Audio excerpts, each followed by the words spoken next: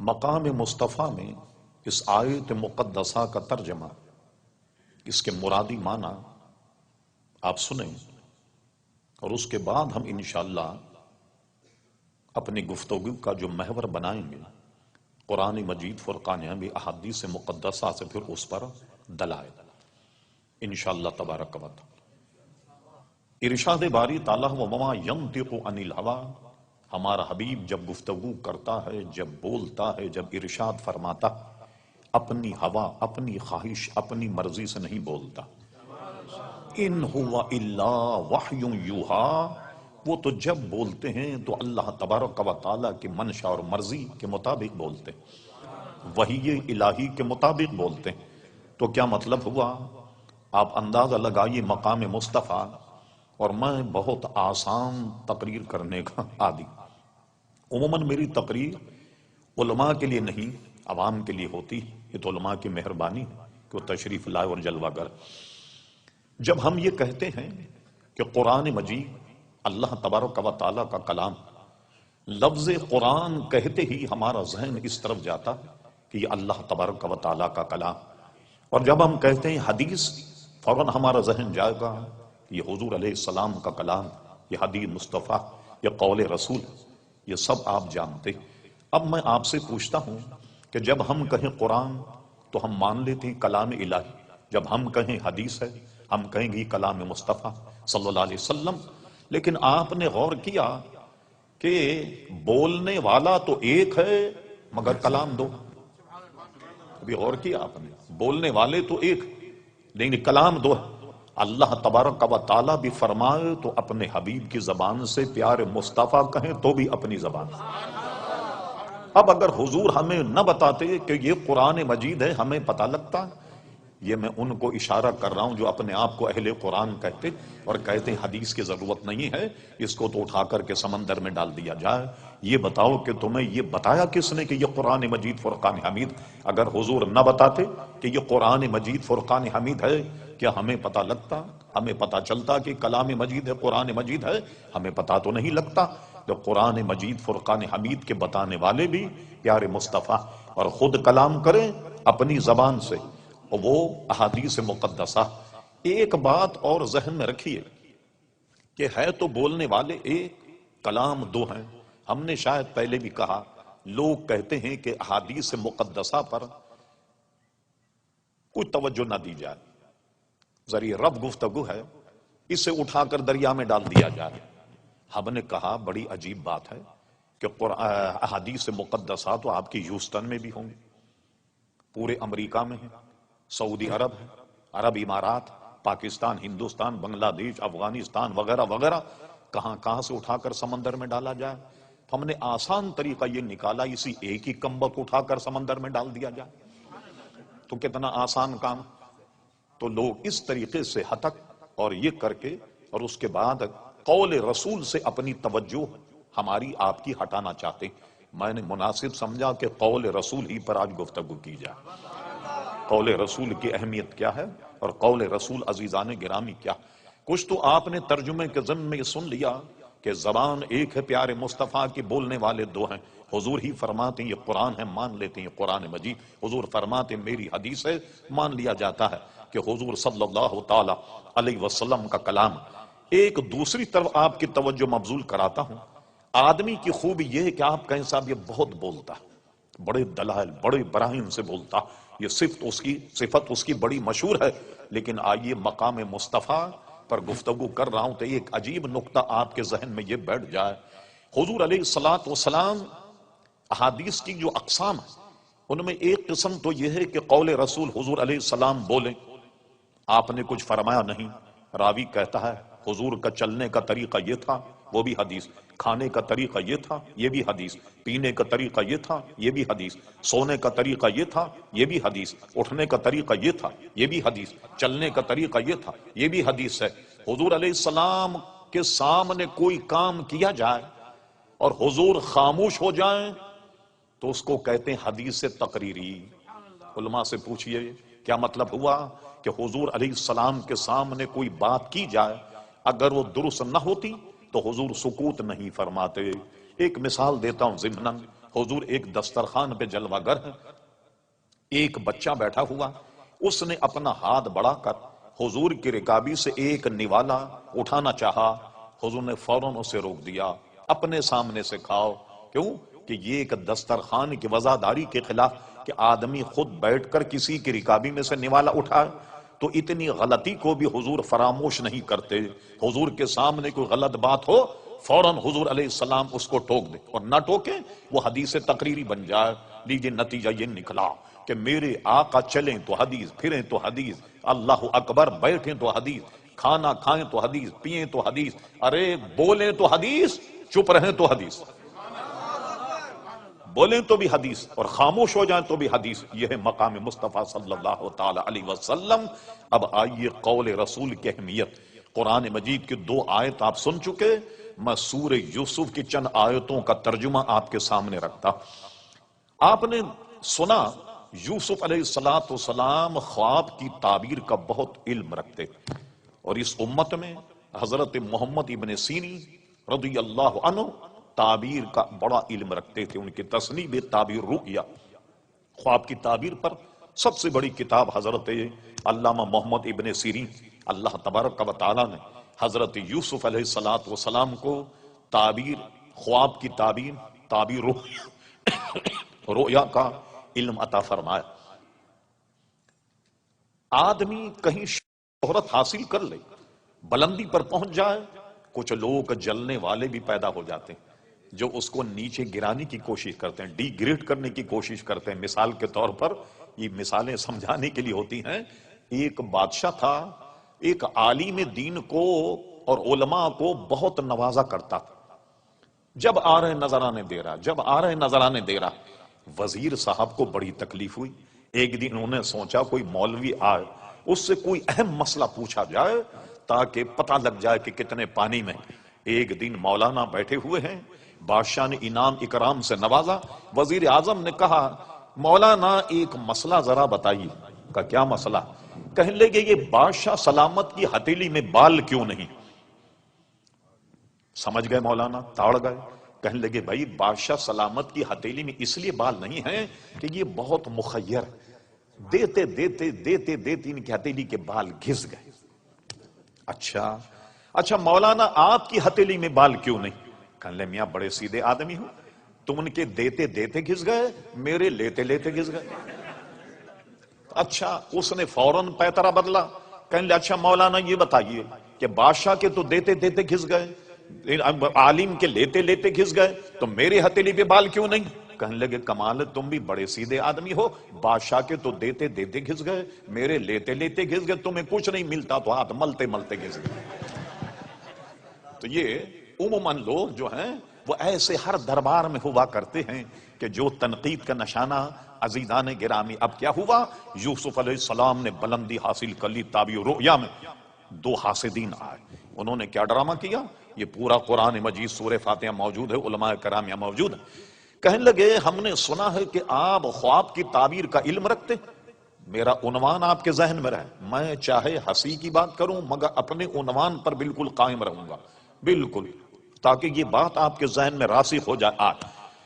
کہنے لگے ہم نے سنا ہے کہ آپ خواب کی تعبیر کا علم رکھتے ہیں۔ کہا اللہ تعالیٰ نے مجھے دیا۔ کہنے ہم نے دونوں نے ایک ایک خواب دیکھا۔ کہا بتاؤ کیا خواب دیکھا؟ اس نے اپنا خواب بتایا، آپ کا ٹائم بچانے کے لیے مجھے اور بھی گفتگو کرنی، اپنا خواب بتایا۔ دوسرے نے کہا تم نے کیا خواب دیکھا؟ انہوں نے اپنا خواب بتایا۔ آپ نے ایک کو فرمایا کہ تو کسی دربار میں ساتھی لگے گا، اور دوسرے سے کہا تجھے پھانسی ہو جائے گی، تجھے سزائے موت ہو جائے گی۔ اب جب دونوں نے تعبیر سن لی، خوب ہلنے لگے، ہو جمالو کرنے لگا، پتہ لگ گیا آج کیا آپ خواب کی تعبیر کا کتنا علم رکھتے ہیں۔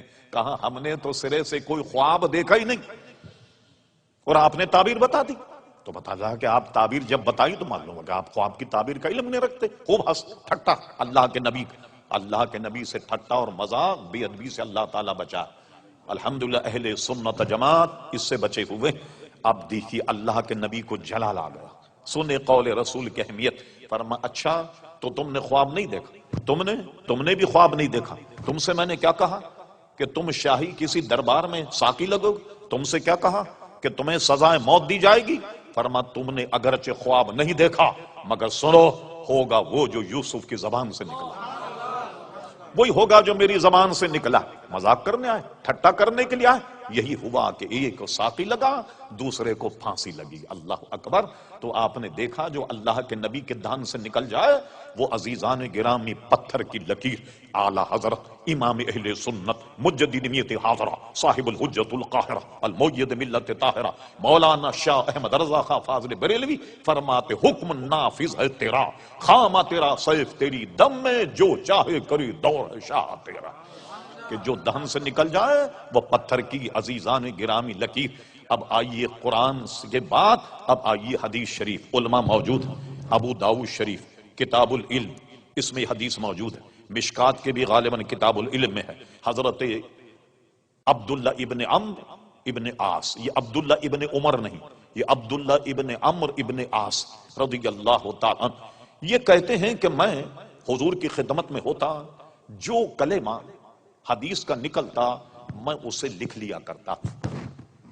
کیا مطلب ہوا کہ لکھنے کا رواج یہ بہت پرانا ہے۔ لوگ کہتے ہیں کہ 200 بار 300 400 سال کے بعد لکھی گئیں، ارے پورا فن پڑھیے آپ۔ اس زمانے میں روایتیں کیسے ہوتی کہ جیسے ہم اپنے بچوں کو قرآن یاد کراتے، علماء محدثین اس طریقے سے حدیثیں یاد کیا کرتے۔ امام بخاری کو کئی لاکھ حدیثیں یاد تھی، اور امام بخاری ایک مرتبہ سمرقند یا تاشقند پہنچے، وہاں کے علماء نے انہیں گھیر لیا، کہا امام بخاری ہماری خواہش یہ ہے کہ ہمیں ایک ایک اپنے شیخ کی ایک ایک حدیث سناؤ۔ اب مجھ سے پوچھیں مولانا آپ کے کتنے استاد ہیں، میں 8-10 کے نام لے لوں۔ مولانا پوچھیں بھائی 10-15 استاد کے نام لے، لوگوں کے ذہن میں تھا کہ 10-15 حدیثیں بیان کریں۔ امام بخاری سنبھل کر کے بیٹھے اور علماء کا جناب اجتماع، اور امام بخاری نے ایک شیخ کی ایک حدیث بیان کی تو علماء کہتے ہیں 1000 حدیثیں بیان کی، 1000 حدیثیں بیان کی، کہ گویا 1000 علماء سے خدمت میں آپ رہے اور آپ نے 1000 حدیثیں ایک ایک حدیث بیان کی اپنے ایک استاد۔ تو آپ نے دیکھا اس کی مشقت میں لوگ جاتے اور جناب حدیثوں کو یاد کرتے زبانی اور پھر لکھا کرتے۔ اور ہم نے یہ بھی پڑھا امام بخاری کے احوال کہ جناب امام بخاری رحمت اللہ تعالی جب ڈکٹیٹ کرواتے، املا کرواتے تو 70 ہزار آدمی ان کے مجمع میں ہوتا۔ اس قدر لوگ ان سے استفادہ عزیزان گرامی کیا کرتے تھے۔ تو یہ سارا علم اس کے بعد کیا ہوا، زبانی لوگ یاد کرنے لگے۔ آپ نے نام سنا ہوگا doctor Hamidullah Khan of Paris, بہت بڑے محقق تھے اس دور، اور مسلمانوں کے صف اول کے محقق۔ ایک مرتبہ ہمارے یہاں نواز شریف صاحب جب پہلے وزیر اعظم تھے، انہیں پیرس سے پاکستان بلایا، سرکاری پروٹوکول پر یہ آئے۔ ہماری یہاں ریاست بھاولپور کی یونیورسٹی میں انہوں نے 14 لیکچر دیے۔ وہ 14 لیکچر اس فقیر کے بعد محفوظ ہیں۔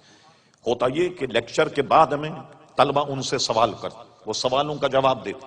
ڈاکٹر حمید اللہ صاحب نے اس لیکچر میں ایک بات یہ کہی کہ میں دنیا کے کتب خانوں کو میں نے چھان مارا اور میں نے حضرت ابو ہریرہ رضی اللہ تعالیٰ کی لکھی ہوئی 2 حدیث کی کتابیں پائیں۔ 2 حدیث کی کتابیں میں نے تلاش کی دنیا کے لائبریری میں۔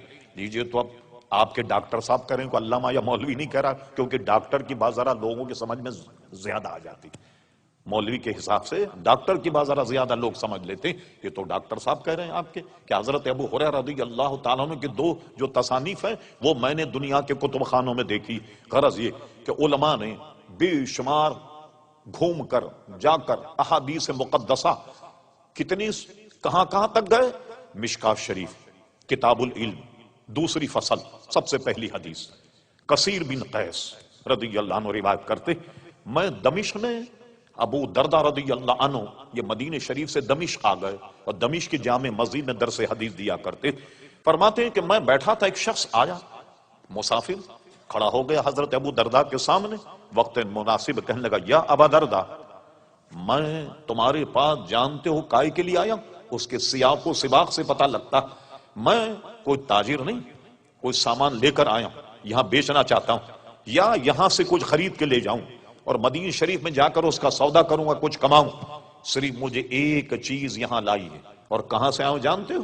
میں مدینۃ الرسول سے تمہارے پاس آیا ہوں۔ کہاں مدینہ شریف، کہاں دمشق، نہ ریل گاڑی نہ جہاز، نہ گاڑیاں، کوئی سواری نہیں، خچر، گدھا، اونٹ، گھوڑا، اس کے سوا کون سی سواری؟ کس سواری پر کتنی دور سے پہنچ؟ اور کہا میں مدینۃ الرسول سے تمہارے پاس آیا، اور سنو کائے کے لیے آیا؟ مجھے وہاں کسی نے یہ بتایا تھا کہ تمہارے پاس ایک حدیث رسول ایسی ہے جو سوائے تمہارے کوئی بیان نہیں کرتا، میں وہ حدیث سننے کے لیے تمہارے پاس آیا۔ لوگوں نے اتنی مشقت شاقہ اٹھائیں اور ہم ایک قلم سے چوکڑی لگا دیں کہ حدیث شریف کچھ نہیں ہے؟ یہ عزیزان گرامی ہے کیا؟ ایک وبال، یہ دنیا کی تباہی۔ یہ ہو کیوں رہا؟ یہ اس لیے ہو رہا کہ جو اس کا سبجیکٹ نہ ہو اس پر وہ گفتگو کرے۔ ڈاکٹر کا کام کیا قرآن مجید کا ترجمہ کرنا؟ کیا پروفیسر صاحب کا کام قرآن کی تفسیر بیان کرنا؟ یہ کہ عجائب چھچورا پن ہمارے یہاں ہو گیا۔ اور ہوشیار رہیے کہ جناب دن میں ناچ رہے ہیں، رات میں قرآن کی تفسیر بیان کریں۔ لوگ کہتے ہیں واہ واہ واہ، دیکھا آپ نے پبلک بھی کیسی داد دے رہی کہ دن میں ناچ رہا اور قرآن مجید کی تفسیر بیان کر رہا، رات میں دن میں گانے گا رہا اور رات میں قرآن مجید کی تفسیر بیان کر رہا۔ ایک صاحب تھے، ہمارا مزاج دیکھی، وہ کمپیوٹر سے آیت نکال کر پڑھ کر تلاوت کر کے تفسیر بیان، کیمرہ لگ جاتا کمپیوٹر پہ، قرآنی آیت وہ ترجمہ کرتے۔ لوگ کیا کہتے؟ صاحب کمپیوٹر پر دیکھ کے آیت پڑھتا۔ اور ہمارے جیسا مولوی 20 آیت پڑھ دے بغیر کمپیوٹر کے، اپنے ذہن اور اپنے دل اور دماغ پر بھروسے میں، وہ کمال نہیں، کمپیوٹر پہ دیکھ کے آیت پڑھتا۔ وہ دیکھا آپ نے کتنا جناب وہ مشہور اور معروف ہے۔ یہ ہمارا مزاج عزیزان گرامی ہو کر رہ گیا۔ صحابہ نے، تابعین نے، تبع تابعین نے، علماء مجتہدین نے احادیث کے اخذ کرنے میں جو جو صعوبتیں اٹھائی ہیں، اللہ اکبر، اس کا آپ اندازہ نہیں لگا سکتے عزیزان گرامی۔ اور اس میں اتنا محتاط تھے کہ اس کی وجہ سے اسماء الرجال کہہ کے علم وضع ہوا کہ جو حدیث کے 5 اگر راوی ہیں، ایک ایک کی جان پڑتال کیجئے، یہ 5 کون ہیں؟ یہ بکر ہے، کہاں کا رہنے والا؟ اس کے باپ کون؟ والدین کیا؟ بیک گراؤنڈ کیا؟ کسی سے قرضہ لے کر بھاگ تو نہیں گیا؟ کہیں جھوٹ تو نہیں بولا؟ کسی پر ظلم تو نہیں کیا؟ کبھی کوئی شرعی تعدیب تو اس پر نہیں لگی؟ ایک ایک آدمی کی جان پڑتال کی جاتی۔ امام بخاری کی تاریخ دیکھ، فرماتے ہیں میں نے اپنی تاریخ میں جو ہزاروں کے نام لکھے، ایک ایک آدمی کے حال سے میں واقف ہوں۔ میں نے تو زخامت سے بچنے کے لیے بڑے کم احوال لکھے۔ یہ اسماء الرجال ایک علم وضع ہوا، ہر ایک آدمی کی جانچ پڑتال عزیزان گرامی کی جاتی۔ ایک حدیث لینے کے لیے پہنچے، جس سے حدیث لینی، وہ ایک تھیلا پکڑے اپنے گھوڑے کو بلا رہے تھے، آ آ آ، گھوڑا آ گیا۔ جب اس نے تھیلے میں منہ ڈالا تو انہوں نے فوراً تھیلا گھوڑے کے منہ میں پکڑ لیا۔ پکڑنے کے بعد اس کو باندھ دیا۔ جو حدیث لینے آیا اس نے کہا اوہ، اس نے تو گھوڑے کو دھوکہ دیا، دھوکہ دے کر کے پکڑا کہ اس کے تھیلی میں چارہ، اور بلا کر کے انہوں نے اس سے حدیث نہیں لی۔ فرمایا جو جانور کو دھوکہ دیتا وہ آدمی کو بھی دھوکہ دے سکتا۔ اتنا محتاط انداز اختیار کیا محدثین نے، اور ہم نے چوکڑی لگا دی، حدیث کوئی چیز نہیں۔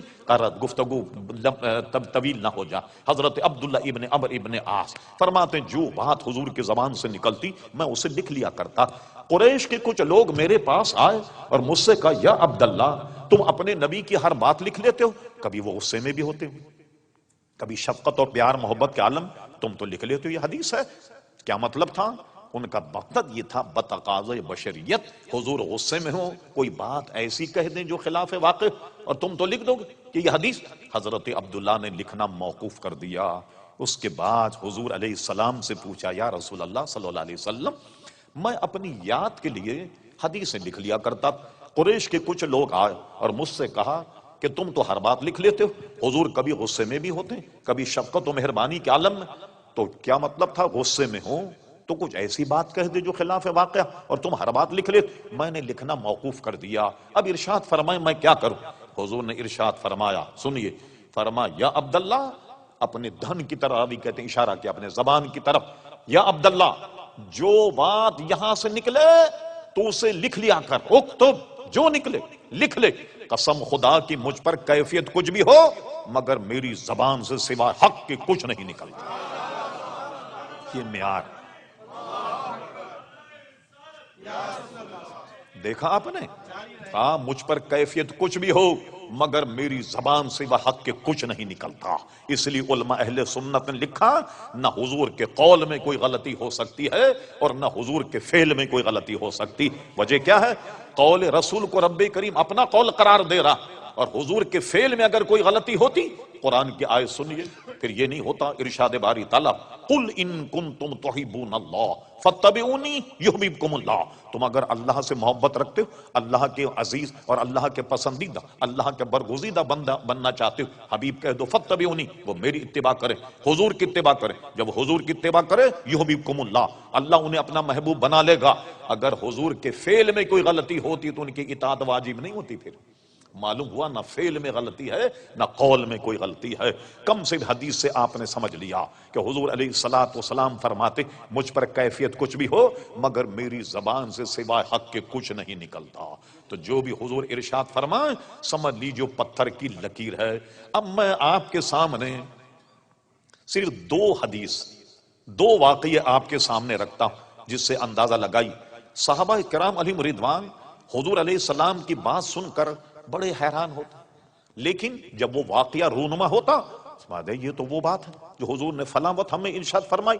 کتاب الفتن مشکاۃ شریف آخری میں ہے، وہ ملاحظہ فرمائیے، ایک مرتبہ منافقین نے حضور کے علم پر تان کیا۔ کیا تان کیا؟ کہنے لگے دیکھو ہم تو حضور کے پاس بیٹھتے ہیں، بات بھی کرتے ہیں، خوب ہنستے بولتے بھی، اور حضور ہمیں پہچانتے ہی نہیں۔ کیا مطلب ہوا کہ ہمیں جانتے ہی نہیں وہ؟ صحابہ کرام نے یہ بات حضور تک پہنچا دی۔ ایک مرتبہ مجمع تھا، حضور منبر پر کھڑے فرما کیا بات، تم لوگ میرے معاملے میں ایسی بک بک کرتے ہو؟ کھڑے ہو گئے، فرما پوچھو جو تمہاری طبیعت چاہے پوچھو۔ پوچھ رہے تھے لوگ، جواب دے۔ حضرت عمر فاروق فرماتے ہیں حضور نے قیامت تک کے واقعات بیان کر دی۔ ہم میں وہ عالم زیادہ جس نے زیادہ یاد رکھا، جو بھول گیا سو بھول گیا، مگر ہم بھول گئے کوئی بات اگر رونما ہوتی ہم فوراً ہمارا ذہن جاتا کہ یہ تو وہی بات ہے جو نبی کریم علیہ السلام نے فلاں وقت ہمیں ارشاد فرمائی تھی، تو ہمیں فوراً یاد آ جاتا۔ پھر اس کے بعد آپ نے کیا کیا؟ وہ باہر نکالنے پر انہوں نے مسجد بنائی تھی، مسجد درار، مسجد درار کفرم و تفریقم بین المؤمنین، یہ مسجد بنائی اور حضور نے فرمایا کہ لگا دو اس کو آگ، غلط، کفر اور نفاق کی تفریق کر رہے ہیں، اس کو آگ لگوا دی حضور صلی اللہ علیہ وسلم نے۔ غرض یہ کہ جو بات نکل جائے، صحابہ کرام کہتے ہیں میں بعد میں یاد آتا کہ یہ بات تو حضور نے اتنے عرصے پہلے ہم سے بیان فرما دی تھی۔ اب اس پر میں جس پر صحابہ کرام بڑے تعجب کرتے اور بڑا عجیب واقعہ، میں دو حدیثوں اور واقعہ بتاتا ہوں آپ کو۔ ایک حدیث تو واقعہ یہ ہے کہ ابھی اسلام کا غلبہ نہیں ہوا، بڑی دلچسپ حدیث، چند انگلیوں پہ گننے کے لائق صحابہ تھے جو حضور پر ایمان لائے۔ ایک مرتبہ آپ بیت اللہ شریف حاضر ہوئے، اس وقت کنجی بردار کا نام تھا عثمان ابن طلحہ، عثمان ابن عفان نہیں، عثمان ابن طلحہ، وہ کنجی بردار۔ ظاہر ہے چند آدمیوں نے ابھی اسلام قبول کیا تھا، اس سے فرمایا بیت اللہ شریف کی کنجی دو، اس نے منع کر دیا، لیکن منع کرنے کا انداز کچھ غیر مہذب تھا کہ میں نہیں دیتا آپ کو کنجی۔ فرمایا اچھا، فرمایا سنو ایک وقت آئے گا کہ میرا رب مجھے یہ کنجی عطا فرمائے گا اور میں جسے چاہوں گا عطا فرما دوں گا۔ سوچنے لگا بتائیے کہاں 10-20 آدمی مسلمان ہیں، کیا یہ مکہ پر قبضہ کر لیں؟ اتنا بڑا وہ ہوگا کہ ان کی بادشاہت ہو جائے اور یہ مجھ سے مسجد بیت اللہ شریف کی کنجی لے لیں؟ وہم و گمان میں یہ بات نہیں، حاشی خیال میں یہ بات نہیں۔ اب اس کے بعد کیا ہوا؟ آئی گئی بات ختم ہو گئی۔ حضور علیہ السلام مکہ شریف میں رہے، پھر اس کے بعد ہجرت کر کے مدینہ شریف گئے، ایک عرصہ ہوا، پھر اس عرصے کے بعد حضور علیہ السلام فتح مکہ کے موقع پر آپ بیت اللہ شریف تشریف لائے اور پھر مکہ فتح ہو گیا۔ ساری تفصیل آپ نے بارہا سنی ہوگی۔ اور فتح مکہ فتح ہونے کے بعد کیا ہوا؟ سب کو جمع کیا، سوچ رہے تھے سب کو سزائے موت ملے گی۔ یہ سنیے اسلام فتح و نصرت حاصل کرنے کے بعد جانتے ہو میں تمہیں کیا سزا دوں گا؟ آج سب کے کان کھڑے ہو گئے۔ فرمایا میں تمہیں وہ سزا دوں گا جو یوسف علیہ السلام نے اپنے بھائیوں کے ساتھ کیا۔ کیا کیا تھا؟ فرمایا جتنے میرے دشمن تھے سب کو معاف، عام معاف، مگر جو خدا کے دشمن ہیں، جو بک بک کرنے والے، توہین رسالت والے، وہ چند آدمی تھے جن کے متعلق فرمایا یہ اگر کعبے کی غلاف میں لپٹ بھی جائیں ان کو کھول کر کے ان کی گردنیں مارنا۔ بعد ایسے باغی کہ جن کے لیے یہ کہا، ورنہ عام معافی کا اعلان کر دیا۔ چلیے مکہ پر قبضہ ہو گیا، صحابہ کرام نے اطمینان کا سانس لیا۔ اب حضور صلی اللہ علیہ وسلم بیت اللہ شریف آئے، فرما بلاؤ عثمان ابن طلحہ کہاں؟ دیجیے صاحب، ڈھونڈ مچی عثمان ابن طلحہ، لایا گیا ڈھونڈ ڈھان کر کے، اب گردن جھکی ہوئی ہے، نہ جانے کیا حکم ملے، چابی تو دینی دینی، تو فاتح ہیں، لیکن سزا کیا ملے؟ گردن اڑا دی جائے، پھانسی دے دی جائے، کیا ہوگا؟ جب آئے وہ سخت نادم، گردن جھکی ہوئی، فرما عثمان ابن طلحہ نکالو بیت اللہ شریف کی کنجی۔ حضور نے کنجی ہاتھ میں لے لی تاکہ قول رسول کی تکمیل ہو جائے کہ میرا رب یہ کنجی مجھے عطا فرمائے، اور اس کے بعد دیکھا کہ وہ سخت نادم، شرمندہ، فرما عثمان اٹھاؤ اپنا چہرہ، چہرہ اٹھا، فرما یہ لو کنجی اپنے پاس رکھو، اپنے پاس رکھو، جو تم سے لے گا وہ ظالم ہوگا۔ عزیزان گرامی، میری تحقیق یہ ہے کہ آج تک اسی خاندان میں بیت اللہ شریف کی کنجیاں چلی آ رہی، جنہیں حضور علیہ السلام نے دی۔ ان کے ایک 25-30 سال پہلے جو اس وقت کنجی بردار تھے وہ کراچی بھی آئے، میمن مسجد انہوں نے نماز جمعہ ادا کی، مگر ہمارے ایک مسلمان بھائی نے بڑی شفقت و مہربانی میں کہوں گا ان کے ساتھ کی۔ بعد میں بیچارے جب ملنے گئے زارو قطار رو رہے تھے، وہ بہت ہی افسردہ تھے۔ ہوا یہ کہ میمن مسجد ایک اژدہام ہوتا، بہت لوگ ہوتے ہیں، ان کی کوئی خاندانی انگوٹھی تھی، کسی صاحب نے برکت کے لیے مسافہ کرنے میں کھسکا لی، سمجھے؟ مسافہ کرنے میں وہ تبرک سمجھ کر ان کی انگوٹھی کھسکا لی ہاتھ میں سے، تو بیچارے افسردہ تھے کہ میری یہ خاندانی انگوٹھی تھی، لیکن کراچی کے کسی صاحب نے ان کی انگوٹھی پہ ہاتھ صاف کر دیا۔ پھر اس کے بعد اب شاید ان کے صاحبزادے ہوں گے جو وہاں کے سجادہ نشین، جو کنجی بردار ہوں گے، تو آپ نے دیکھا ایک ایسے موقع پر فرمایا کہ میرا رب یہ کنجی مجھے عطا فرما، اور مجھ سے میں جسے چاہوں گا عطا فرما دوں گا۔ اور حضور نے کنجی لی، اور لینے کے بعد فرمایا کہ یہ نادم ہے، چلو لو تم ہی کنجی کو رکھو، اور بعد میں مسلمان ہو گئے، ایمان لے آئے، جماعت صحابہ میں وہ شامل بھی ہو گئے۔ تو آپ نے دیکھا کہ جو بات حضور کے دہن سے نکلی، اس لیے امام اہل سنت کہتے ہیں وہ زبان جس کو سب کن کی کنجی کہیں، اس کی نافذ حکومت پہ لاکھوں سلام۔ ایک واقعہ، دوسری حدیث سنیے۔ حضور علیہ السلام نے ہجرت کی، حضرت علی کو بستر پر چھوڑا، امانتیں حضور کے پاس، اور آپ نے یہ سنا ہوگا کہ حضور علیہ السلام پر ایمان نہیں لائے لوگ، لیکن حضور کو امین اور صادق ضرور کہتے، یہ امانت دار۔ حضور اب رب کریم کا حکم آ گیا، ہجرت کے لیے نکلے، حضرت علی کو بستر پر لٹایا، اور اس کے بعد جب نکلے تو چاروں طرف لوگ گھیرے ہوئے تھے، الیاذ باللہ، حضور علیہ السلام کو قتل کرنے کے لیے۔ اور حضور علیہ السلام نے کیا کیا؟ حدیث شریف میں آپ سورہ یاسین تلاوت کرتے ہوئے نکلے، اور جب لوگوں کے سامنے سے گزرے، یہ آیت قرآن کے حضور کے دہن پر تھی، وَجَعَلْنَا مِن بَيْنِ أَيْدِهِمْ سَدًّا وَمِن خَلْفِهِمْ سَدًّا فَأَغْشَيْنَاهُمْ فَهُمْ لَا يُبْصِرُونَ۔ حضور نے یہ آیت پڑھی، سارے کافر اندھے ہو گئے، کوئی حضور کو نہیں دیکھ پایا۔ آپ چلے گئے، آپ نے سنا ہوگا واقعات، غار ثور میں چلے گئے، یہاں بھی نظر نہیں آئے، اور ایک روایت میں کہ غار ثور کے ارد گرد گھومنے لگے کافر، وہاں بھی حضور نظر نہیں آئے۔ لیجیے آپ مجھ جیسے مولوی سے پوچھے، مولانا یہ بتائیے کہ حضور جسم اور جسمانیت رکھتے تھے تو نظر کیوں نہیں آئے؟ بھائی میں کہوں گا یہ حضور کا معجزہ تھا اس لیے نظر نہیں آئے، آپ بھی سمجھ لیں گے بات، لیکن آئیے ہم اعلیٰ حضرت امام اہل سنت مجدد دین و ملت پروان و شمع رسالت عظیم البرکہ عظیم مرتبت مولانا شاہ احمد رضا خان فاضل بریلوی کی ڈیوڑی پر جاتے ہیں۔ حضور یہ بتائیے، ہم نے مولانا سے مسئلہ پوچھا تو انہوں نے کہا بھئی ایک حضور کا معجزہ نظر نہیں آیا، آپ بتائیے حقیقت حال کیا؟ امام اہل سنت نے کیسے ٹیکنیکل انداز میں سمجھایا، فرما جان ہے، جان کیا نظر آئے، جان ہے، جان کیا نظر آئے، کیوں عدو گرد غار پھرتے ہیں؟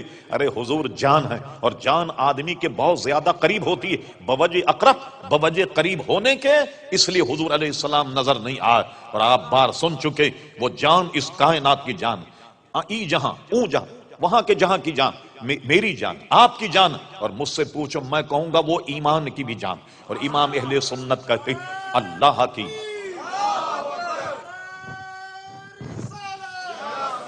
امام اہل سنت کا کلام سنیے، فرماتے اللہ کی سرتابہ قدم شان ہیں یہ، انسان نہیں انسان، وہ انسان ہیں یہ، قرآن تو ایمان بتاتا ہے انہیں، اور ایمان یہ کہتا ہے میری جان ہے یہ۔ حضور علیہ السلام تو ایمان کی بھی جان ہے، آپ سمجھے کیوں نظر نہیں آئے؟ کہ جان ہے، جان کیا نظر آئے، کیوں عدو گرد غار پھرتے ہیں دشمنوں، کیوں غار کے ارد گرد گھوم رہے، وہ تو جان ہے، جان بھی کہیں نظر آتی ہے۔ چلیے صاحب، غار ثور میں بیٹھے رہے، اللہ کا حکم تھا، 3 دن قیام کیا، اس کے بعد نکلے۔ یہاں ادھم ہو گیا، بڑے بڑے کھوجی لگ گئے۔ یہ آج کل کے کھوجی، یہ تو ان کے نزدیک پانی بھریں۔ آپ پڑھیے، اس زمانے کے کھوجیوں کا حال یہ تھا کہ آدمی کے پیر کا نشان دیکھ کر شکل پہچان لیا کرتے تھے۔ جیسے آج کل انگوٹھا لگا کر لوگوں کو پہچان لیا جاتا ہے، وہ پیر کا نشان دیکھ کر آدمی کو پہچان لیا کرتے۔ یہی وجہ کہ ابو بکر صدیق جب گئے غار ثور تو پورا پیر زمین پر نہیں رکھا، ایڑی اٹھا لی اور پنجوں کے گل گئے، پنجوں کے بل گئے، تاکہ کسی کو انسانی پیر کا نشان ہی نہ ملے۔ اللہ اکبر۔ اور ایسا عظیم پہاڑ ہے وہ، دیکھیے اس کو پورا سر کر کے، اور حضور علیہ السلام کو غار ثور میں عزیزان گرامی چھوڑا۔ اب سنیے، حضور علیہ السلام غار سے نکلے، نکلنے کے بعد اب سفر جاری، سفر کر رہے ہیں۔ کچھ دیر جب گئے تو انہوں نے کیا کیا، 100 اونٹ رکھے تھے انعام، کہ جو حضور کا کھوج لگائے 100 اونٹ اس کو انعام میں دیے جائیں۔ اس وقت یہ عرب شریف کا سب سے بڑا انعام تھا، 100 سرخ اونٹ یہ دیا جائے۔ جو کھوجی کھوج لگا رہے ہیں سب کی کھوپڑی میں 100 اونٹ تھے سرخ، یہ ملے گا ہمیں۔ کوئی کھوجی نہیں پہنچ پایا، ایک کھوجی پہنچ گیا۔ اللہ اکبر۔ صدیق اکبر کبھی پیچھے کبھی آگے، خطرہ پیچھے دیکھتے ہیں تو پیچھے آ جاتے، آگے خطرہ دیکھتے ہیں تو آگے آ جاتے ہیں۔ چل رہے ہیں، پیچھے سے کوئی گھوڑے کے ٹاپ کی آواز آئی۔ حضور نے اپنی گردن شریف گھمائی، فرما کیا سراقہ ہے؟ ایسے گھوما، واقعی وہ سراقہ تھا۔ ٹاپ کی آواز سن کر فرمایا کہ کیا سراقہ؟ واقعی سراقہ تھا، اور وہ حضور کو پکڑنے آیا تاکہ 100 اونٹ جو ہیں وہ حاصل کر لیں۔ فرما سراقہ قریب آیا، فرما سراقہ باز آ جا۔ اس کے تو سر میں کھوپڑی میں 100 اونٹ گھوم رہے، وہ کیسے باز آتا؟ حضور کو پکڑنے کے لیے لپکا، یہ بھی کمال ہے حضور کے دہن کا۔ فرما زمین پکڑ سراقہ، اتنا کہنا تھا کہ زمین نے اس کے پیروں کو پکڑ لیا گھوڑے کے، وہ گرتے گرتے بچا۔ کہنے لگا شاید یہ پہلی مرتبہ ہوا کہ حضور میں باز آ جاؤں۔ جی فرما زمین چھوڑ دے سراقہ، زمین نے سراقہ کو چھوڑ دیا۔ چلیے پھر 1-2 دفعے ایسا ہوا، لیکن اس کو یقین ہو گیا کہ اگر میں نہیں مانا تو زمین میں دھس جاؤں گا۔ کہنے حضور مجھے معاف فرما دیں آپ، اور آپ جائیے، اور اب میں کسی کو بھیجوں گا بھی نہیں آپ کی طرف کہ میں نے کھوج لگا لیا تاکہ کوئی دوسرا آدمی آپ کو پکڑے، آپ چلے جائیے۔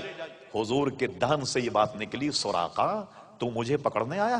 میں تو تیرے ہاتھ میں کسرا کے کنگن دیکھ رہا، میں تو تیرے ہاتھ میں کسرا کے کنگن دیکھ رہا ہوں۔ یہ بتائے آپ کو یہ جملہ کیسا ہے، کسرا کے کنگن دیکھ رہا ہوں؟ ایک دور آئے گا قیصر و کسرا کو مسلمان فتح کریں، اور کسرا جو بادشاہ اس کو پکڑیں گے، حکومت پر قبضہ ہو جائے، اور اس کے ہاتھ میں ہیرے جواہرات کے سونے کے کنگن وہ نکالے جائیں گے، اور نکالنے کے بعد تیرے ہاتھ میں پہنائے جائیں گے۔ اس کی ڈیٹیل یہ، سراقہ میں تو تیرے ہاتھ میں سونے کے کنگن دیکھ رہا ہوں۔ یہ جملہ بالکل ایسا تھا کہ آپ مجھ سے ملیں تو آپ مجھ سے کہنے لگ جائیں مولانا سنا آپ امریکہ کے صدر بننے والے۔ ارے میں کہوں گا بھائی کوئی آدمی ملا نہیں آپ کو صبح سے، کوئی پاکستانی آدمی ملے مجھے اور وہ کہیں مولانا ہم نے یہ سنا ہے کہ آپ پاکستان کے صدر بننے والے۔ ارے میں نے کہا پچھلے صدر کا کیا حال ہے جو مجھے صدر بنا رہے ہیں؟ کیوں مذاق کر رہے ہو میرے ساتھ؟ مذاق ہوگا یا نہیں؟ کہا سراقہ میں تو تیرے ہاتھ میں سونے کے کنگن دیکھ رہا۔ لیجئے صاحب، سراقہ لوٹ گیا۔ اب لیجئے صاحب، حضور کے دہن سے نکل گیا، اور میں نے پہلے بتا کیا، وما ينطق عن الهوى ان هو الا وحی یوحى، اس کو سامنے رکھی اور مقام مصطفیٰ سامنے رکھیے۔ حضور اس دنیا سے تشریف لے گئے، قیصر و کسریٰ فتح نہیں ہوا۔ صدیق اکبر کا دور 2 سال کچھ مہینے کا، بڑی فتوحات ہوئیں، کسریٰ فتح نہیں ہوا۔ فاروق اعظم رضی اللہ عنہ جلوہ گر ہوئے، مسند خلافت پر قیصر و کسریٰ کو رون دیا پیروں سے مسلمانوں نے، اور پہنچ گئے ایران، اور جناب کسریٰ کو پکڑا، ایران فتح کر لیا، بڑی بڑی سپر پاوروں کو عزیزان گرامی ختم کر دیا۔ اور اس کے بعد کسریٰ کو پکڑا، اس کے ہاتھ سے کنگن نکالے، اور ایک بڑی سی رکابی میں ہیرے جواہر اور کسریٰ کے کنگن یہ سجا کر کے مدینہ شریف بھیجے گئے تحفے کے طور پر۔ فاروق اعظم رضی اللہ عنہ، حضور کسریٰ فتح ہو گیا، اور وہاں سے تحفہ آیا، فرما نہیں میں ہرگز نہیں لوں گا، جاؤ اس کو بیت المال میں داخل کر دیا جا۔ کہا حضور ذرا نقاب کشائی تو کیجئے، دیکھیے صحیح کیا آیا۔ حضرت فاروق اعظم رضی اللہ عنہ کیا کیا، جب کپڑا ہٹایا، اب جب 2 کسریٰ کے کنگن دیکھے، قول رسول یاد آ گیا۔ اللہ اللہ، فرما اے لوگو جاؤ، सुराका को बुलाओ। सुराका कहा, एक ढूंढ मच गई। सुराका को पेश किया गया और सुराका का, सुराका इधर आओ और ये कंगन अपने हाथ में पहनो ताकि कौल रसूल की तकमील हो जाए। लीजिए साहब, सुराका को किसरा के कंगन पहना और दुनिया देख रही है कि कौल रसूल की तकमील हो गई। कई बरस पहले हुजूर ने इरशाद फरमाया कि सुराका, तू मुझे गिरफ्तार करने आया, मैं तो तेरे हाथों में किसरा के कंगन देख रहा हूं। आज किसरा के कंगन सुराका के हाथ में और जमात साहबा कराम दंग और हैरान। क्या ऐसा वक्त भी हमने देखा कि इनके हाथों में कंगन पहनाए गए।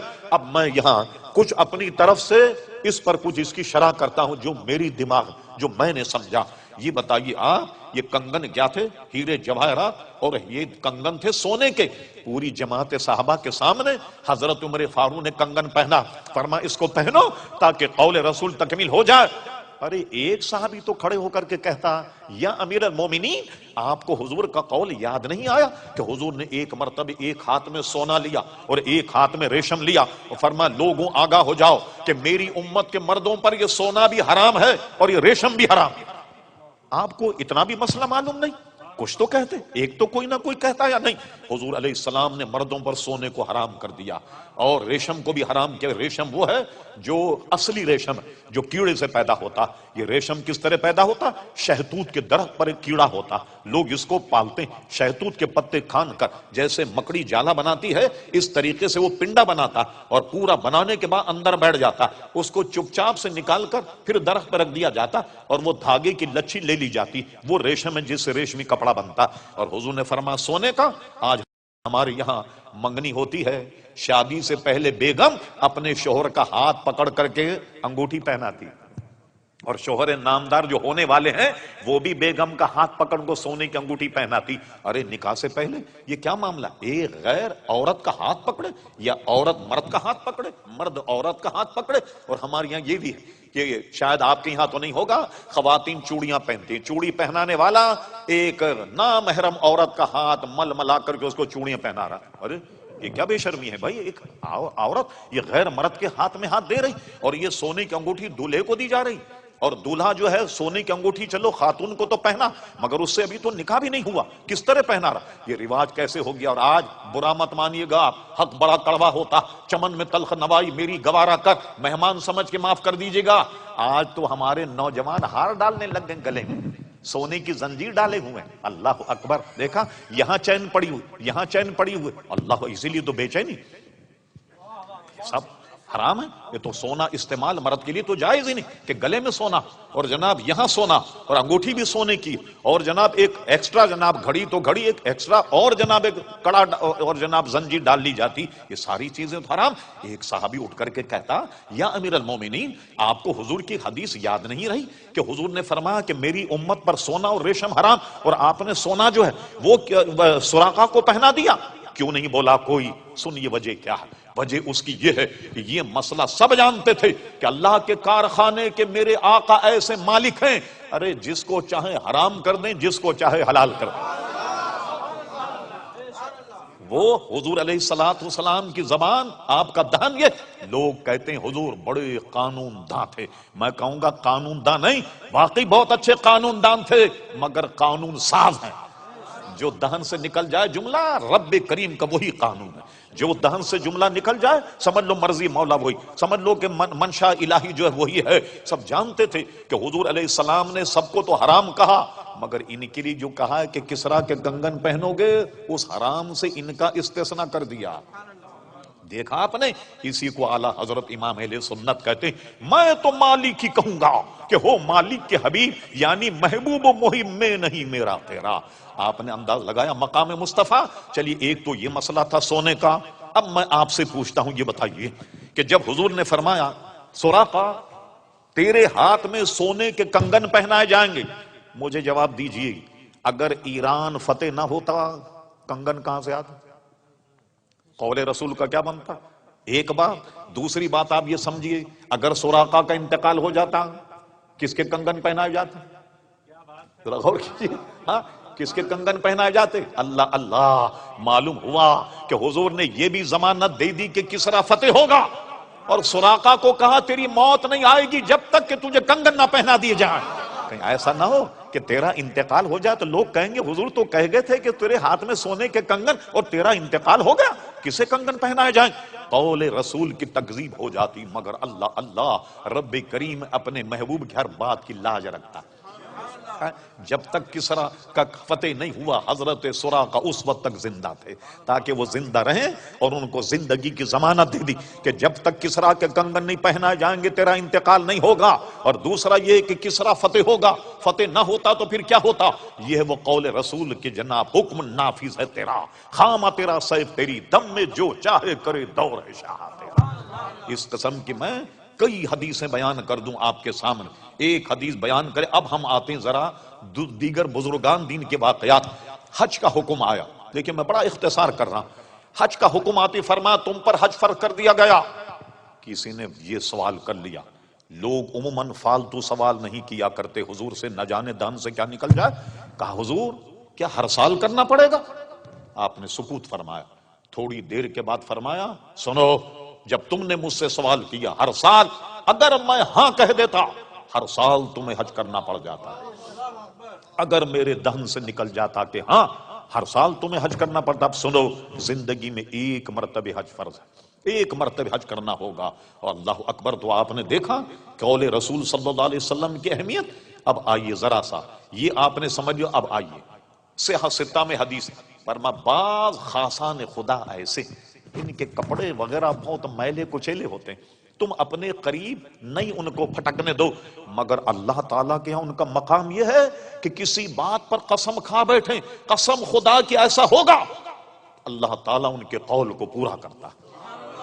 کسی مسئلے میں قسم کھا لیں کہ قسم خدا کہ ایسا ہوگا, اللہ تعالیٰ ان کے قول کی لاج رکھتا اور ان کی قسموں کی لاج رکھ کے واقعے کو ویسا بنا دیتا کہ جیسا کہ اس نے قسم کھائی.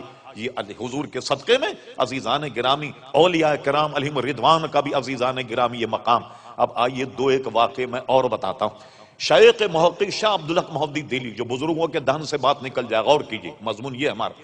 شیخ محقق شاہ عبدالحق محدث دہلوی رحمۃ اللہ تعالی اپنی کتاب اخبار الاخیار میں لکھا. آپ میں کوئی گجرات کے صاحب ہوں گے, احمد آباد میں مزار ہے شاہ عالم رحمۃ اللہ تعالی علیہ, بہت مشہور مزار. ان کی شہرت کی وجہ کیا ہے کہ وہ عالم دین تھے, اپنے علماء کو سبق پڑھاتے, دور حدیث. ایک مرتبہ بیمار ہو گئے, طلبہ کا 8-10 دن کا نقصان ہو گیا, سبق نہیں پڑھا پایا اپنے تئیں. 8-10 دن کے بعد وہ ایک تخت پر بیٹھتے, اس تخت پر بیٹھے اور کفے افسوس کہ بہت برا ہوا, 8-10 دن میں بیمار رہا اور تمہیں سبق نہیں پڑھا سکا اور ناغہ ہو گیا سبق کا. انہوں نے کہا نہیں صاحب آپ تو روز ہمیں سبق پڑھاتے رہے. انہوں نے کہا روز سبق پڑھاتے رہے. کہا میں تو بیمار تھا, یہ معمہ بن گیا. سرکار ابد قرار پیارے مصطفیٰ ان کے خواب میں آئے, کہا شاہ عالم تیرے طلباء کا نقصان ہو رہا تھا اس لیے 8-10 دن ہم نے سبق پڑھایا, ہم نے سبق پڑھایا. تو جس تخت پر وہ سبق پڑھایا گیا بعد والوں نے اس تخت کو اٹھا لیا. اب اس کے بعد کوئی نہیں بیٹھ, اٹھانے کے بعد ایک درخت میں لٹکا دیا, جو آج بھی درخت میں لٹکا ہوا. اور مشہور یہ ہے گجرات میں, پورے ہندوستان میں, اس تخت کے نیچے کوئی آدمی اگر جائے تو پیارے مصطفیٰ کی جلوہ گری کی برکت سے اس کی دعا قبول ہو جاتی. لیجئے صاحب, شیخ محقق لکھتے ہیں شاہ عالم رحمت اللہ جا رہے ہیں, یہ بات زبان پہ رہے آپ کے ذہن میں رہے کہ قول رسول اور بزرگوں کے قول کا حضور کے صدقے میں کیا عمل. ایک جگہ جا رہے تھے تو اس کو لکھا کس نے؟ امام المحدثین امام الائمہ شاہ عبدالحق محدث دہلوی. یہ 200-400 برس پہلے کے نہیں, ان کے وصال کی تاریخ 1052 ہجری. اب اندازہ لگائیے 300 سال سے زیادہ عرصہ ہو گیا. اتنے پرانے محدث سارے ہندوستان میں سند حدیث کے لانے والے شیخ محقق شاہ عبدالحق محدث دہلوی رحمۃ اللہ علیہ, یہ جا رہے تھے. توجہ, ایک چیز سے ٹھوکر لگی, ایسے ٹھوکر لگی. جب ٹھوکر لگی تو فرمایا یہ کیا ہے؟ لکڑی ہے, لوہا ہے, پتھر ہے. یہ ان کے دہن سے نکلا. شیخ محقق کہتے ہیں ان کی زبان سے نکالنا تھا کہ جس سے ان کو ٹھوکر لگی, ادھر سے دیکھو تو لکڑی نظر آتا, ادھر سے دیکھو تو پتھر نظر آتا, ادھر سے دیکھو تو لوہا نظر آتا. لیجئے صاحب تینوں خوبیاں اس میں پیدا ہو گئی. اللہ کے ولی کی دہن سے یہ نکلا کہ کیا ہے، لوہا ہے، لکڑی ہے، پتھر ہے، تو تینوں خوبیاں اس میں پیدا ہوں. کسی اینگل سے دیکھیے تو لکڑی نظر آ، کسی اینگل سے دیکھیے تو آپ کو پتھر نظر آتا، کہیں سے دیکھیں تو لوہا نظر آتا. یہ اللہ کے بندے کے دہن سے جو بات نکل جائے وہ عزیزان گرامی آپ نے غور کیا جب ان کے غلاموں کا یہ حال ہے تو پیارے مصطفیٰ کا کیا حال ہوگا. آئیے بمبئی میں ایک مزار، پتہ نہیں ہمارے ہندوستانی بھائی وہاں گئے یا نہیں، ان کا نام ہے حضرت عبداللہ رحمت اللہ تعالی علیہ. ان کا مزار بمبئی میں ہے. الحمدللہ بمبئی میں میں نے ان کے مزار پر حاضری دی. وہ بزرگ ہیں کہ بریلی شریف سے اعلیٰ حضرت ان سے ملنے کے لیے آئے تو میزبانی کے طور پر انہوں نے کہا مولانا بڑی دور سے آئیں گے، کیا پیئیں گے؟ کافی پیئیں گے، سوڈا پیئیں گے، چائے پیئیں گے؟ اعلیٰ حضرت نے کہا حضور یہ تینوں باتیں آپ کے دہن سے نکلی تو تینوں ہی پلا دیں. جب آپ کے منہ سے نکلی ہے تو تینوں پلا دیں. اچھا وہ بھی ایسے انٹرنیشنل بزرگ تھے، انہوں نے کیا کیا؟ کافی بنائی، چائے بنائی، سوڈا، تینوں کو ملا کر کے کپ میں دیا. کیونکہ کہا نا سوڈا، کافی اور چائے تینوں کو ملا کر کے کپ میں دے دیا. اور اعلیٰ حضرت نے بڑی عقیدت سے اس کو پی لیا. آپ سن کر حیران ہوں گے آج بھی ان کے مزار پر لنگر یہی چلتا، چائے، کافی اور جناب سوڈا، یہ تینوں کو پلا کر کے گلاس میں دے کر گلاس میں جاتا ہے کہ بھی اعلیٰ حضرت نے یہ کہا لہذا جتنے زائرین مزار پر آنے والے وہ گویا یہی پئیں، سوڈا، کافی اور جناب چائے ملا کر کے چھوٹے چھوٹے کپوں میں یہ دی جاتی. تو آپ نے دیکھا جو بزرگوں کے دہن سے نکل جائے، اللہ اکبر، اللہ تبارک و تعالی اس میں کیسی برکت اور کیسا ایک دوسرے کا قدر کیا جاتا. اب آئیے وقت کافی ہو چکا، ایک واقعہ اور سنا کر کچھ مختصر گفتگو. وہ یہ ہے کہ ایک اعلیٰ حضرت کے زمانے میں نواب تھے، ان کا نام تھا نواب امجد علی. وہ شکار کو گئے اور ہرن پر نشانہ باندھ کر جب گولی چلائی، جانے نشانہ خطا ہو گیا، کیا ہوا؟ گولی کسی اور کے لگ گئی اور آدمی مر گیا. لیجیے صاحب، مقدمہ چلا، آدمی کا انتقال ہو گیا. مقدمے میں برطانوی کوٹ اور کچہری تھی، ان کو سزائے موت سنا دی گئی. سزائے موت سنا دی، فلاں وقت فلاں دن اتنے وقت پر ان کو سزائے موت دی جائے گی. چلیے صاحب سزائے موت انہوں نے سن لی، کال کوٹری منتقل کر دیے گئے، بلیک وارنٹ ان کو دکھا دیا گیا. اور اس کے بعد جب آخری ملاقات کرنے کے لوگ آئے تو وہ ہنس رہے تھے. لوگوں نے کہا کھسک گئی ہے نواب صاحب کی. بھئی آدمی تو صبح مرنا ہے اور ہنس رہا مسکرا رہا، اس کو پرواہ نہیں مرنے. تو انہوں نے کہا کیا مسئلہ کیا ہے؟ ارے کہنے لگے مجھے تو ان کا باپ بھی پھانسی نہیں دے سکتا، تم بے فکر ہو، صبح میں آؤں گا ناشتہ کروں گا گھر آ. لوگ یہی سمجھے کہ کھسک گئی ہے نواب صاحب. مرنے والے بھائی انگریز برطانوی راجے، کسی کی سفارش نہیں، کچھ نہیں، اور صبح ان کو پھانسی ہونے والی. مگر وہ بالکل اطمینان، چہرے پہ ان کے کوئی جھرری نہیں، کوئی جناب پریشانی کا عالم نہیں، اور کہہ رہے ہیں کہ تم صبح انتظام کرنا، میں ناشتہ گھر آ کر کے کروں گا. کسی کی بات سمجھ میں نہیں آئی. لیجئے جناب، آئی گئی رات گزر گئی، صبح جب ہوئی تو لوگ ان کی میت لینے کے لیے آئے. نواب صاحب زندہ باہر. ارے ان سے پوچھا کیا ہوا؟ نواب صاحب پھانسی پہ چڑھ گئے، پھندا گلے میں ڈل گیا. جب بھی نواب صاحب کہہ رہے ہیں تم مجھے پھانسی نہیں دے سکتے پھانسی. جو پھانسی دینے والے وہ بھی پریشان تھے کہ ایسے وقت آدمی کی کچھ ادھر ادھر ہو جاتا ہے دماغ. تو وہ بھی ترجمے بالکل عین وقت تھا بٹن دبانے کا. اچانک کسی نے دروازہ کھٹکھٹایا اور دروازہ کھٹکھٹا کہا ملکہ وکٹوریا کی تاج پوشی کی خوشی میں آج جتنے بھی سزا موت پانے والے سب کو معاف کر دیا گیا، سب کو معاف کر دیا. اور وہ زندہ پھانسی کے پھندے سے اترے اور جب لوگ ان کی میت لینے کے لیے آئے تو ان کو لے گئے اور واقعی انہوں نے گھر جا کر کے ناشتہ کیا. کسی ان سے پوچھا کہ یہ یقین آپ کو کیسے تھا کہ مجھے پھانسی نہیں ہوگی؟ فرما بات اصل میں یہ ہے کہ 2 دن پہلے اعلیٰ حضرت فاضل بریلوی میرے پیر و مرشد میرے خواب میں آئے اور مجھ سے کہا نواب امجد علی قسم خدا کی تجھے پھانسی نہیں ہوگی تجھے پھانسی. مجھے اپنے پیر و مرشد پر اتنا یقین تھا کہ یقیناً مجھے پھانسی نہیں ہوگی، اس لیے میں تم سے کہہ رہا تھا ناشتہ تیار رکھو اور میں گھر آن کر کے تمہارے ساتھ ناشتہ کو. بالکل چند منٹ یا چند سیکنڈ کا فاصلہ اور فوراً کسی نے کہا ملکہ وکٹوریا کی تاج پوشی کی خوشی میں آج کے پھانسی پانے والے جتنے لوگ ان سب کو رہائی مل گئی. تو یہ حضور کے صدقے میں رب کریم نے بزرگان دین کو بھی عزیزان گرامی یہ ثمر اور یہ پھل عطا فرمایا. بتائیے پھر یہ غلاموں کا یہ حال ہے تو ہمارے آقا و مولا پیارے مصطفیٰ کا کیا حال ہوگا. آپ سے میں نے عرض کر رہا حکم نافذ ہے تیرا، خامہ تیرا سیف تیری، دم میں جو چاہے کرے دور ہے شاہ تیرا. وما ينطق عن الهوى ان هو الا وحی یوحی. اس لیے فرماتے حکم نافذ ہے تیرا، خامہ تیرا سیف تیری، دم میں جو چاہے کرے دور ہے شاہ تیرا. وہ زبان جس کو سب کن کی کنجی کہیں، اس کی نافذ حکومت پہ لاکھوں سلام. وما علینا الا البلاغ.